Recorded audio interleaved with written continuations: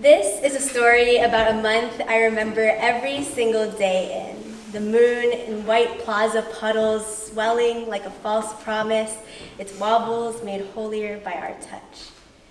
There has never been any purity to this girlish ambition. No beauty in endless reach or the struggle for the cookie jar on the top shelf. You don't miss how Earth looks from down here. And I mourn it every time I grow up for you. Say there is always something unnerving about a woman whose arms could hold anything in. Say, can't all women stretch themselves 300 feet or a millimeter? Haven't all women spent their lives making space like mispronounced magic? Don't all women know shapes because they have considered fitting themselves into all the ways love claims to look? Not yet September, and the Chinese have already made a prison rock of the moon. I'm just another girl who wanted to live forever in someone else's image, or else reach to show her body the sun. Instead, all I have is skies always blemished by stars, city nights by the sides of anonymous boys, landmarks where we were both so desperate to perfect the other, if only to feel the heartbeat of God as something other than punctuation and skateboard flips on Santa Teresa at 3 a.m. Curse the mall in San Bruno we snuck into after closing, where we first acquired a taste for time that could be bent as easily as it could be borrowed.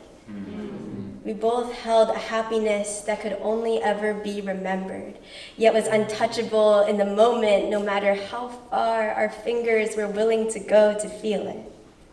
One night, I bid goodbye to our shadows. How pretty they dare look together, holding themselves up to each streetlight, unafraid of drowning.